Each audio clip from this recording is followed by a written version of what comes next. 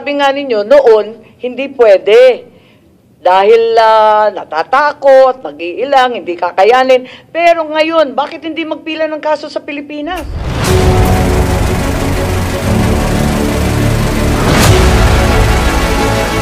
So narinig natin at ito yung diskurso at paliwanag pagkatapos ng ratifikasyon ng ICC dito sa Senado noong 2011. Maliwanag na Court of Last Resort ang ICC. At pupunta lang tayo dyan kapag ayaw o hindi kaya ng ating korte dito sa Pilipinas. Ngayon, nangangamba ako pagkat ang SOJ natin sinabi that the families or the victims of the so-called EJK were compelled to sue abroad inasmuch as there was a failure of our justice system. Hindi na gumagana ang ating mga korte. Sa mabilis lang na pananalita, baka naman isa sa inyo ang pwedeng magpaliwanag dito sa kapalpakan or kawalang kakayahan ng ating korte na umandar. Kasi yun ang sinabi. Pero ang sabi naman ni Senator Santiago, the rule of complementarity, I think the DFA is more than familiar with that. Kabisado natin yan. Lahat ng treaty, complementarity ang sabi Kapag hindi na kinaya o ayaw ng mga korte sa Pilipinas, doon lang tayo hahantong sa ICC. Tama po ba yun? Mama, pwede ho kung... Ang ano ko kasi rito, yung mga nagpunta sa ICC, ay sinubukan nila mga Pilipinas. Ngunit nabigo sila. Pero sinabi ni Senator Cayetano kanina, ni walang naghain ng kaso dito. Yung nga, ang problema nga ho rito kasi, yung mga nangyari lalo na sa Mindanao, wala ho talagang paggalaw ang mga piskal ng panahon na yun. Hindi talaga gumagalaw ang kaso. Kasi... Ang sinasabi niyo may pumila? Merong mga nagreklamo, nagdangkang magreklamo, ngunit wala pong nangyari. Pero yun po yun ang kaya sila nagpunta sa ICC. Hihingi kami ng... Hindi ko sila kilala, ma'am, pero yun nga yung mga nakausap ko na nung ilang mga araw nakaraan, yun sinasabi nila sa amin. Maraming salamat, pero kung maaari, bigyan kami ng kopya ng DOJ kasi wala kaming kaalaman na ni isang kaso ay nahain sa anumang korte ng Pilipinas. Kung meron kayo... Ginapin po namin, maghahanap po kami. Okay. Pero, parang inaamin ngayon ng ating kabinete, lahat ng mga kinatawan na narito, na yung ating judiciary system, ang ating mga korte, hindi na gumagana. Gumagana po. Gumagana ang ating judiciary system. Pero narinig natin ang dakilang senadora na nakalipas na huling hantungan lang ang ICC. Dapat hindi pupunta doon kung hindi talagang palpak na, talagang surrender na talaga. Ito ilang taon na nga ho silang nagpunta sa ICC. Hindi lang naman ngayon po yan Sila po yung nagpunta sa ICC noong 2016, 2017. Hindi pa ho, panahon pa ho ni Pangulong Duterte. Nagdedemanda na po sila. Yun ho, dapat maging maliwanag dito. Sige, hindi po sila nagpunta ron nung 3 years ago lang. Nagpunta po sila ron 8 or 9 years ago, nandun na po sila. Kasi marami ho rito, yung mga nangyari po sa Davao, nung mayor pa ho si President Duterte. So sana maibigay sa amin ang listahan ng mga kasong hinain nito sa Pilipinas na hindi naman umusad, na talagang walang pag-asang magtagumpay. Isa yon. Ikalawa, nakailang beses na sinasabi ng ating Pangulo paulit-ulit na umaandar ang mga korte dito, mahuhusay ang ating mga huwes at abogado. Bakit biglang inaamin natin na pumalpak ang ating korte? Ayun nga, nagkaroon po tayo ng panahon na talagang wala hong nangyari sa mga kaso na EJK Talagang wala hong nangyari. Pero may kaso ba?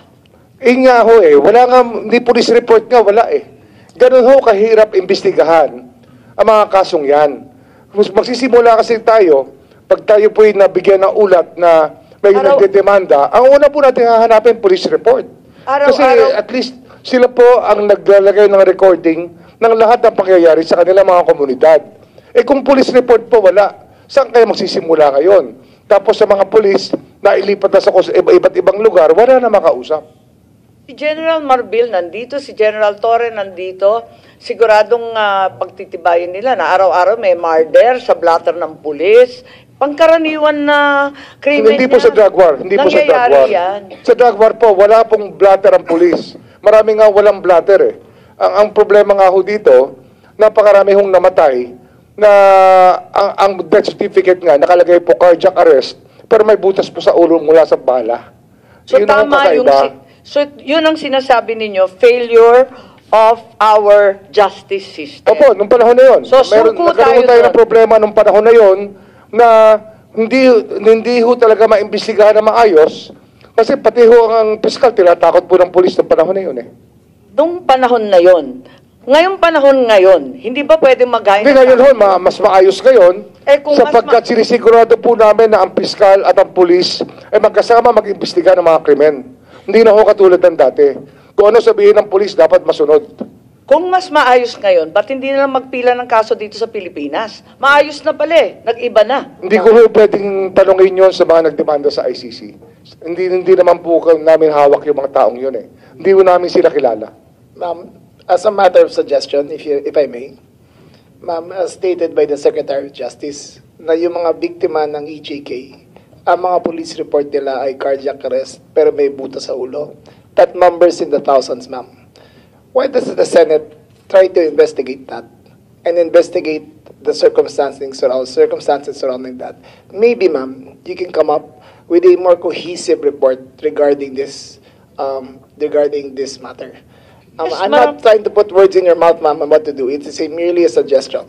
No, But I when you have a already police asked. force, I ma'am, already asked the SOJ earlier kung may listahan. ma'am, but there is no patulong naman para alamin natin. investigation, ma'am, into the deaths by cardiac arrest, but with a hole in the head. Kaya nga Did the sinasabi Senate ko kung may investigate that, listahan, ma'am? Did the Senate magtulungan investigate tayo. it, ma'am? Did the Oh? Senate investigate it? Has the Senate tried to investigate deaths by cardiac arrest, but with bullet holes in the head? Parang nalilito ako kasi yung Kian de los Santos, may 3 pulis na na-convict ng murder. So hindi natin masasabi na talagang palpak. Homicide po. ang ating Homicide mga ang binigay na korte. conviction. Hindi po murder. Okay. That is Ano one man? of several Well, thousand, ma'am. Nevertheless, hindi masasabi na zero. Kahit pa paano. Actually, meron na ho may ano nakatulan. May, kung hindi ako nagkakamali, 16 na kaso na ang nahalukay ni Dr. Raquel Fortun ng mga taong ang death certificate po ay nagsasabi na walang naging problema pero ang autopsy nakikita pong may butas po sa ulo. Pero, sabi nga ninyo, noon, hindi pwede. Dahil natatakot, nag-iilang, hindi kakayanin. Pero ngayon, bakit hindi magpila ng kaso sa Pilipinas? Ano ho yan? Nakita natin, sabi mo, may katibayan tayo sa 15. Ayan, kay Doktora Fortun. Andyan, meron nakikita, may Ano ho marami ho kasing komplikasyon ang pag-iimbestiga ng ganitong kaso. Di ba lalong Ang isa komplikado ho kung talagang mahalagang kakalat ka rin pa hanggang dahig? pero, Mas madali na dito. Isang katulad po niyan, yung ballistics. Pag may nangyari pong pangyayari na may binarel o may pinatay, ang dapat po dyan, yung scene of the crime preserved, yung ballistics kinukuha. Wala man ballistic report, wala man police report. Kaya pinabayaan po eh. Ito yung talagang nangyari sa atin na napakatagal na panahon, na wala na nga hong gumagawa ng real evidence, lahat po testimonial evidence na lang. Kaya nagkakaproblema po talaga ang justice system. Yun po yung kinokorekt namin ngayon, ma'am. Paano nyo i-correct yan kung cold file yan? Eh di cold file lalo pagdating sa Amsterdam. Kasi pahaba ng pahaba yung panahon. Eh kung walang katibayan, walang physical evidence, eh kahit dalhin mo, kaladkarin mo yan sa ICC. Yung sistema ho ngayon, basta mas lalong meron hong wala. demanda, kinakailangan pong magsama ang pulis at piskal para naman maging maayos ang kaso. Kasi hindi naman pwede iutos ng pulis sa piskal o iutos ng piskal sa pulis na gawin ang kanya-kanyang trabaho, dapat po magsama sila. Yun po ang gist ng aming training program ngayon between the police enforcers and the fiscals. Tapos itatransmit pa yan sa ICC, di ba? Di mas mahaba yung proseso, mas natagalan pa tayo, mas kawawa yung mga pinatay o allegedly na murder, eh mas hahaba pa yung proseso eh. Kung dito, eh, di harap-harapan na lang na matapos na. Hindi po ba? Sana po magawa natin to hanggang sa mga susunod na taon. Kasi sabi ito ninyo, ho'y talaga nagbago na eh. sinisikap namin na talagang baguhin ang sistema. Hindi ho madali, pero di kami nawawalan ng pag-asa na marami na hong pagbabago nangyayari sa sistema natin.